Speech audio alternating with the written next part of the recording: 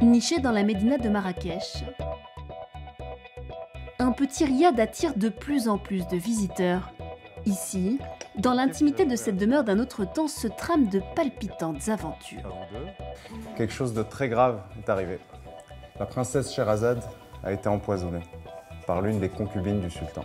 Et vous avez 60 minutes pour la trouver et la sauver. 1 heure, montre en main pour résoudre une série d'énigmes et s'échapper enfin de ces murs étroits. Allez les amis, c'est par ici que ça se passe. On appelle cela un escape game. Un défi que ce groupe d'amis en vacances à Marrakech est bien décidé à relever. Tout à leur jeu, peu de visiteurs se doutent que derrière ces caméras, Reda Belkezis garde un œil vigilant sur leurs errements. Derrière ses airs d'éternel adolescent, le jeune trentenaire cache un CV des plus prestigieux.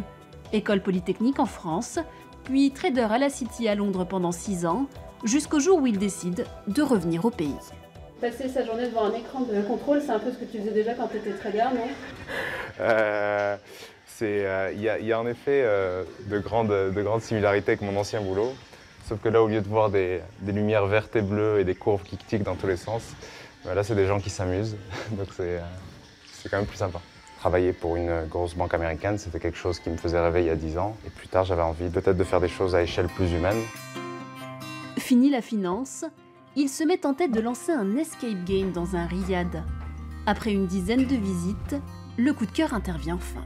Alors, on est dans un petit riad à l'intérieur d'une ruelle cachée dans la médina de Marrakech. C'est un riad qui était presque désaffecté, il s'y passait pas grand-chose. Les pièces sont particulièrement étroites, donc y faire une maison d'hôte ou y habiter même, c'était quelque chose de pas évident. Par contre, pour y ouvrir un escape game, c'était peut-être l'endroit idéal. Derrière la success story, près de 2 ans de réadaptation et de réflexion. Ses difficultés, Reda en parle à cœur ouvert avec ses amis. Beaucoup ont fait le même choix que lui, et ils le reconnaissent, tout n'est pas toujours si rose. Il y a un temps d'adaptation qui est de l'ordre de 6 à 12 mois. Comme on pourrait l'avoir si on partait de Paris à Mexico, ou de Paris à Sao Paulo, ou de Paris à New Delhi. On a un devoir et une responsabilité quand on revient chez nous, c'est de participer au changement. Impulser un changement, c'est aussi ce qui a motivé Anna Bézad à faire le voyage retour.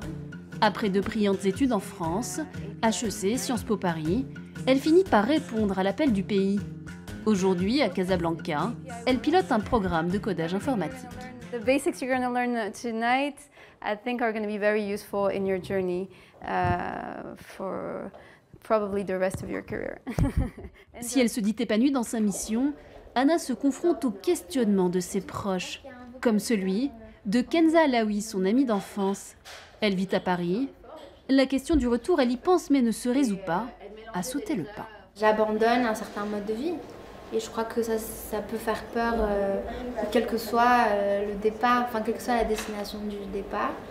Et je crois que comme nous, on s'est toujours imaginé et on a toujours associé la liberté au fait de partir d'ici, depuis toujours. Le fait de revenir, c'est forcément mentalement une forme d'enfermement.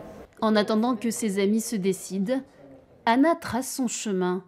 Grâce au cursus qu'elle propose, une dizaine de jeunes Marocains ont lancé leur propre start-up. Aujourd'hui, elle rend visite à une de ses anciennes étudiantes, Yasmina Benchekroun. Comment vas-tu? La jeune femme vient de lancer une plateforme destinée aux patients atteints de maladies graves. Sur le portail, de nombreuses vidéos en dialecte marocain, comme dans ce module consacré aux femmes atteintes du cancer du sein. Il faut que tu sois bien consciente du fait que ce n'est pas de ta faute si tu as cette maladie et que le cancer du sein n'est pas contagieux.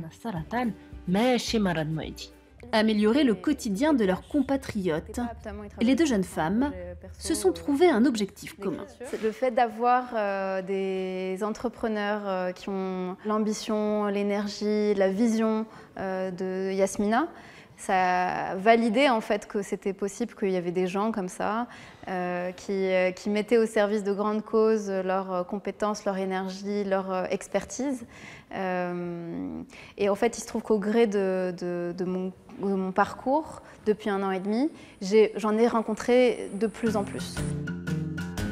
Au-delà de l'aspect professionnel, Anna a l'impression d'avoir gagné en qualité de vie.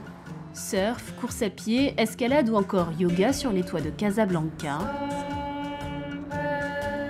Depuis son retour, elle a l'impression d'avoir plus de temps pour elle, mais pas que. Je pense qu'il y a aussi, et ça c'est très méditerranéen, un relationnel ou un rapport aux autres qui est très spontané, très simple aussi, tu vois, on se tutoie très facilement. Ça peut perturber quand on est habitué à un certain formalisme, mais c'est très agréable. Ici, Anna a l'impression d'avoir trouvé son équilibre, ou presque.